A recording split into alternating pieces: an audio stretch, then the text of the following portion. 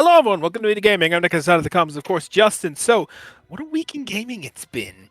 Big news rolled out of Gamestop. You know, the company that insists that they must continue existing at all costs. The company that said that during COVID they were totally an essential business. The game company that, or not game company, the game's selling brick and mortar shop. I don't know what to call them anymore. Brick and mortar game seller that had a massive meme stock thing a while back. Yeah, those guys. So, something new has come out of them that is just as ridiculous as all of the previous stuff. GameStop's attempting to buy eBay with a $55.5 billion offer. Open offer, mind you, so it doesn't have to be accepted. It's just a kind of, offer slid across the table being like, I'll take you for this much, take it or leave it. So, no decision has been made, but yeah, it's already kind of weird no matter how you break into this. So let's break into this and talk about all the weirdness. So if you're not familiar, GameStop CEO, a fellow by the name of... Searching now.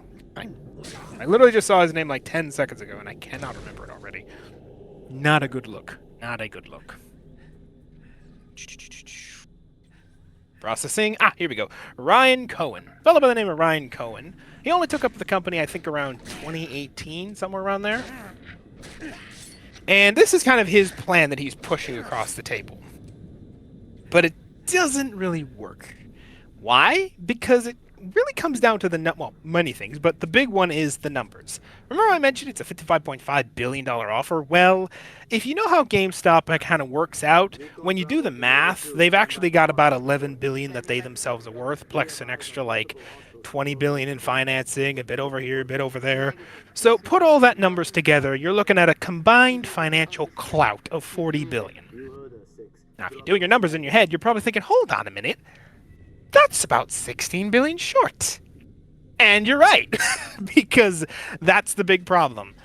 All that money put together does not equal the amount being offered. So when Cohen himself actually went on a podcast, or interview, to address this matter, didn't really go on.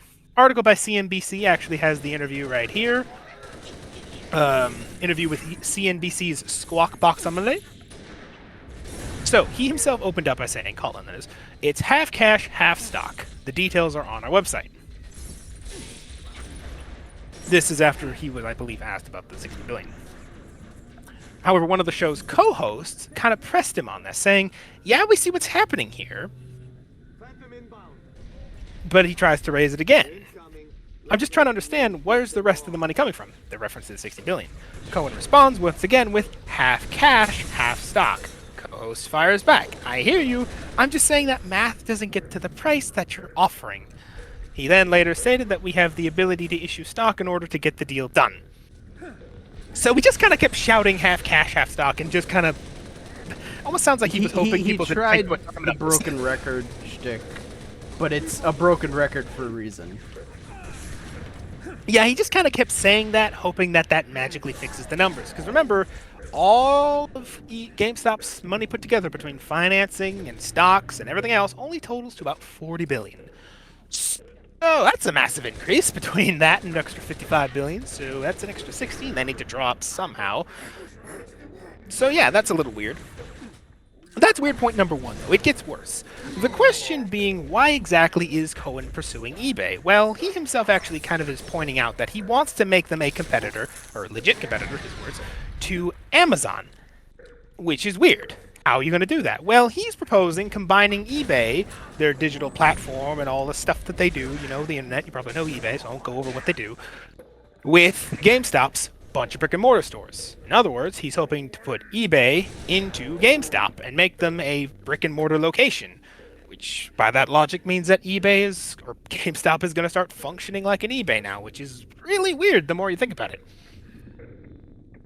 Which again, how exactly that's going to rival something like Amazon, it's a little... I mean, the theory is that, again, as the article points out, giving eBay sellers a bigger network for fulfilling orders, authentication, might help. Might help. But yeah. Coupling Amazon with that logic... See, here's Questionable, at the least. major difference between Amazon and eBay. Amazon have their own workers going and delivering things. I don't think eBay does.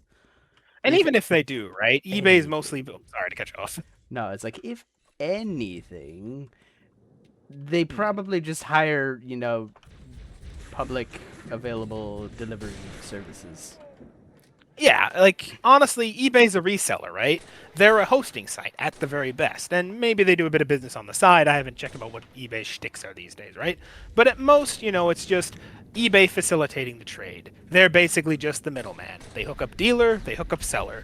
Those two exchange packages. Like if you've ever been on eBay, you know how it works, right? You put up something on eBay, you're the one who sends it, you're the one who ships it, you're the one who sends it off, and ultimately eBay is the one who pulls the money from them to you. And eBay hooks you up with the person you're buying from, vice versa. It's a middleman position, right? Amazon, by contrast, yeah, sure, they do a lot of middleman work themselves. It's one of their bigger things, but they have a much bigger reach because of it. Amazon has warehouses where they just store product that just comes into them. Not everything is, hey, I'm just going to send it off. People have deals with Amazon where everything kind of either goes into an Amazon warehouse and stuff like that. Like, there's a lot more infrastructure that they have that they themselves deal with. They deal with logistics, they deal with this, they deal with that. Amazon has, all that stuff. eBay doesn't. That's all individual. So just giving them a bunch of stores might be able to put them against Amazon in some capacity, but enough to topple Amazon? Probably not. So, we just went on a long tangent about how this does not make sense. So why is he doing it? Well, there's one other addendum I haven't mentioned yet. Cohen has a massive payday coming his way if this works. So, if you're not aware, I did put up the fact that he did take up the company round about 2019, 2018, say, after he, founded a pet food company before cashing out of that. Well, how is that important? Well, if you know how GameStop's policies work, they actually have adjusted his compensation packages recently. Why is that important? Well, because if he adds a bit extra value onto GameStop overall, so it makes the company worth more, he himself is actually standing to make a massive compensation package that could be as worth as 35 billion in stock, but still. So yeah, if this deal goes through, he could make as much as 35 billion in stock out of this. So that's kind of why. So if you're sitting there going, the math ain't mathing, the plan doesn't make sense, why is he doing it? Because if this works, he's going to become very wealthy. Well, probably wealthier. I imagine he's already pretty wealthy after the whole pet food thing. So, yeah. Granted, the article itself that we're mentioning all here, CNN Business, even mentions that while Cohen himself downplays the pay package incentive, he himself actually even said, I obviously want to build something much larger, but I don't benefit unless shareholders benefit. Which, I mean, financially is true. Not wrong. But when you look at it, that includes him. Remember, that would mean his stock options, presumably in GameStop.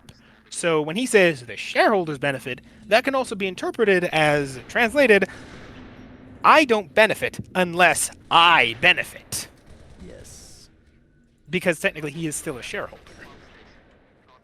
So, yeah, that's what we have right now. As for eBay themselves, they haven't really mentioned about what they're going to do with the offer. They just said that they're considering it last we checked. But, yeah, that's kind of the whole business around GameStop. Ryan Cohen's massive plan to buy eBay and create some GameStop eBay hybrid to challenge Amazon. All totally not because of the major payday he could get if this goes through. But, just because he's a brilliant business mastermind who's going to pull an extra 16 billion out of thin air. It's a crazy time to be in the financial world of gaming, I guess. Crazy. I just love to see. I would just love to be in the Amazon, or not Amazon. I just love to be in the eBay boardroom, the financial officers looking over this being like, he's serious, right? Like, there's got to be somebody in there looking at this and going, right? like there's got to be somebody in there going, we could accept it just to see what happens. Because remember, if this deal does go through, he does have to pay that 55 billion, and he himself said that the extra amount is going to come out of stocks. How? We don't know, because like I said in the very beginning of the show, the amount of finances they have between stocks and bonds and everything else only amounts to about 11 billion, not including all the financing, which only totals to about 40 billion. So, my guess is he's just going to have to go to TD and plead for them with more money. That, or he's going to start printing more stocks, which, I mean, maybe? I mean, he could sell more stocks to raise another 16 billion, but that's a lot to raise in like a short while. That's I don't know. He'd have to really lean on GameStop's ability as a meme stock, which might be the plan. That might be the plan. Might be the idea. So we'll see how far this goes. So yeah, that's the world of gaming right now. A whole mad plan to buy eBay. We'll see how it goes. What do you think, Justin? It's interesting, a long shot indeed, but I would say not going to work, but they can try. Yeah. I mean, who knows? The article even mentions, as far as the plan to merge the two goes, that they don't sense that there's a lot of clamoring for eBay's customers to go and pick up a product somewhere. You know? So, this might actually blow up in their face even, honestly. I mean, think about it. eBay is very well, I wouldn't say backseat, but laid back salesmanship, right? Well, it's all digital processes. You buy something, they ship it in the mail, money comes to you, vice versa. Granted, there's some other stuff to it as well that I'm not covering. Simplification, I admit, but Still. having a whole brick and mortar location where you have to drive to pick up, and you're gonna have to go there as well to pick up the amount of money you're owed, or are they gonna mail it to you? Like, it's just gonna add a bunch of extra hassle that might actually shoot eBay in the foot, which I'm pretty sure is also something they're considering as well.